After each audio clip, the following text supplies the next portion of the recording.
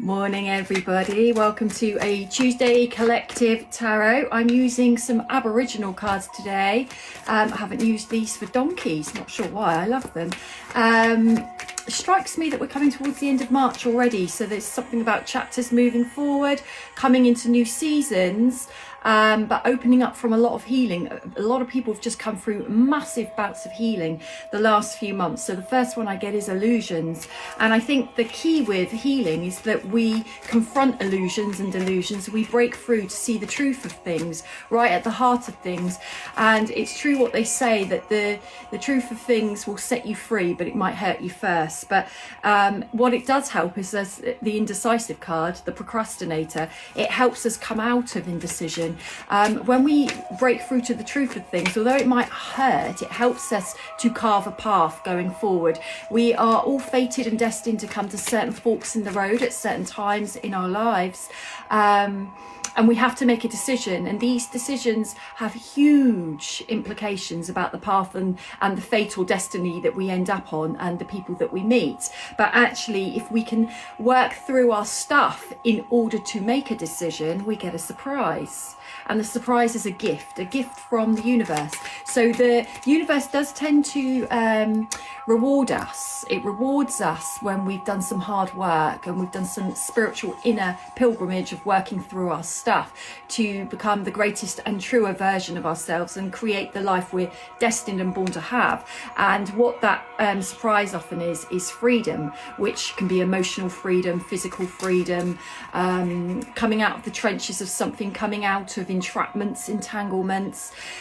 We become the masters of our own destiny, if you like, which is what we're here to do, is to clear out everything in the way, the illusions, in order to be who we are.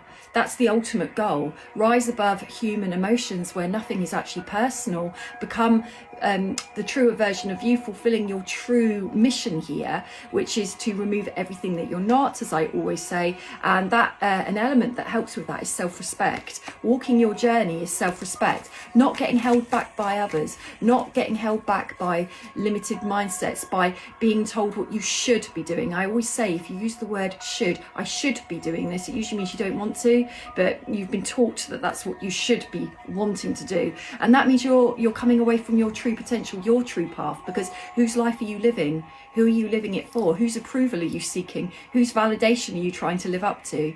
Only ever needs to be your own, and reasonably and fairly, not others. And that is about balance, which is karmic justice. Karmic balance is actually, am I involved in my own decision making? Am I involved in my own happiness? Am I involved in what path I'm on? Am I involved with what I'm trying to aspire to? Or is it all living up to what others think, which is usually when we're trapped in the matrix. When we're trapped in 3D living, we're living by other people's dictations rather than our own. We lose ourselves in it because we're very fear-based. The true freedom living on this planet is not to be condemned by anything or anyone, not to be confined, trapped, or leading a fear-based life, regardless of what's going on out there. So a nice one to close out on is love. That ties in with the self-respect card. How much do you love yourself, to put your needs first, and not need other people's approval of you. Just one more.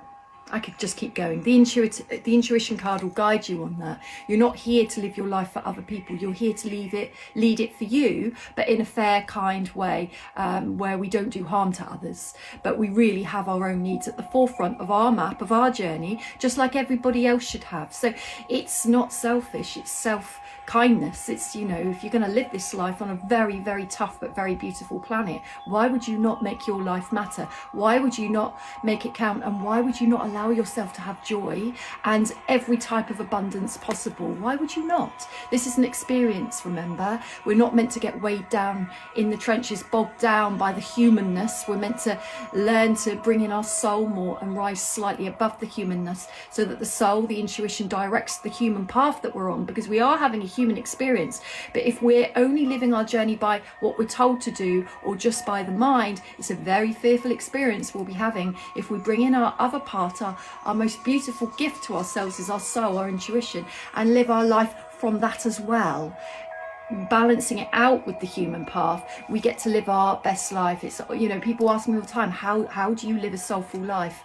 You do your work, you face yourself, you look in the mirror and you look at your demons, you look at your belief systems in depth. And that is a beautiful journey, a lifelong journey. Everybody often wants to rush it. I don't know why, because if you're not ready to arrive there, if you try to get there too quick, not only have you missed many beautiful lessons, you're not going to be ready for yourself.